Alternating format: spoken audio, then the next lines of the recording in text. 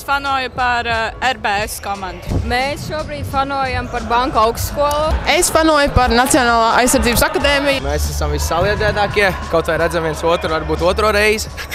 Es teiktu, ka cīņas spars noteikti un saliedētība augstākā līmenī kā pārējiem. Tāpēc, ka tur ir labākie sportisti, labākie pasniedzēji un vislabākā augstskola Latvijā.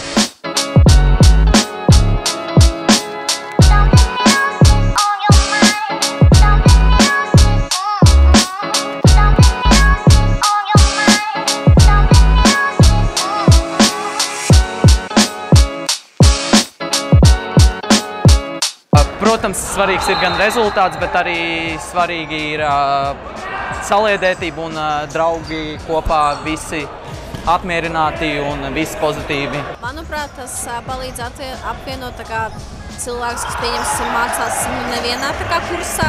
Viņi nav pazīstami līdz šim, bet viņi saliedējās un tas palīdz celt universitātes vārdu augstāk. Primāri laikam bija vispār savākties, atbraukt, aizstāvēt augstskolas godu.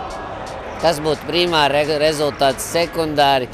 Tā kā nekur īsti mēs tālāk nestartējam tālu futbolā, tad es teiktu par kaut kādu tur iespēli vai vēl, tad tas mums laikam šajā gadījumā nebija svarīgi. Bērnībā esmu spēlējuši futbolu, ir profesionālais līmenis, bet tad, kad aizējām studijās, tad nekādas aktivitātes īsti nav. Tomēr, tāpēc jā, lieliski iespēja.